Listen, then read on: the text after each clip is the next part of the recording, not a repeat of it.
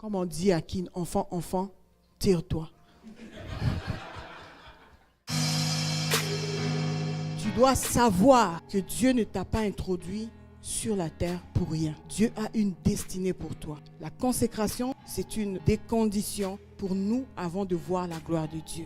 Être consacré, c'est être mis à part. Lorsque tu reçois Jésus-Christ comme Seigneur et Sauveur, le Seigneur va te demander de te mettre à part. Consacré veut dire être réservé pour Dieu, utilisé pour Dieu. Dieu n'utilise pas ce qui est impur. Ce qui est consacré à Dieu doit rester pur. Différentes consécrations. 1. La consécration passagère. Cette consécration passagère, je peux l'appeler aussi consécration émotionnelle. Cette consécration, c'est la consécration des suiveurs de pain, les suiveurs de poissons, les suiveurs de miracles. La consécration passagère, c'est une consécration que nous avons par intérêt. C'est une consécration par circonstance. C'est une consécration émotionnelle. C'est dans les émotions. Ce n'est pas dans le spirituel. C'est une consécration parce que nous avons des problèmes. Il y a des gens, en ce moment-là, ils se convertissent parce qu'il a un problème. Lorsque tu as des besoins, tu es dans la présence de Dieu. Lorsque tu veux attirer le regard d'un frère ou d'une sœur pour le mariage. À l'époque,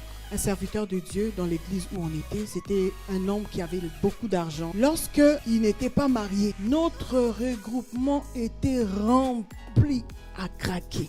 Toutes les sœurs étaient dévouées au Seigneur. Ne vous dévouez pas à Dieu parce que vous avez des intérêts dans l'église. Toutes les sœurs voulaient montrer qu'elles sont consacrées à Christ, qu'elles sont des bonnes servantes de Dieu, qu'elles sont des filles, des sœurs qui ne savent pas hausser le ton, qui ne se fâchent jamais, des anges. Pendant tout ce temps que les serviteurs là n'étaient pas encore mariés, elles étaient consacrées à fond. Le serviteur de Dieu s'est marié. Oh, comme on dit à Kin, enfant, tire-toi.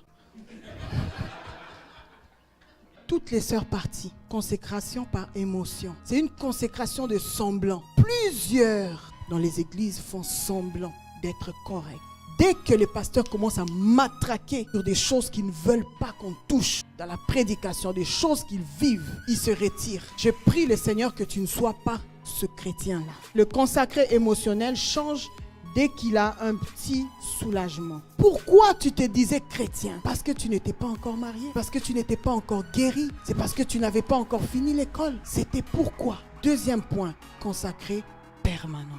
La consécration permanente va t'emmener dans le royaume des cieux. La consécration permanente va faire que tu puisses vivre les promesses de Dieu. Tu vas marcher sur ces chemins avec toutes ces choses couvertes par la consécration. C'est là que Christ te verra. Christ ne te verra pas seulement à cause de toutes ces prières, des offrandes, mais à cause de l'obéissance à sa parole qui te ramène à la consécration. La consécration permanente, c'est la consécration profonde, c'est la consécration authentique. C'est une consécration qui ne dépend pas des événements, qui ne dépend pas des émotions, qui ne dépend pas du pasteur, ni des circonstances, ni des périodes. C'est une consécration loyale et fidèle envers Dieu. Et cette consécration révèle la conversion. Tu restes là dans les combats, dans l'humiliation, dans le manque, dans la disette, dans les attaques, dans les échecs. Tu restes en Christ. Nous devons nous consacrer en permanence. Dieu nous fait passer par des épreuves pour savoir si nous sommes des consacrés, si nous avons réellement donné notre vie à Christ,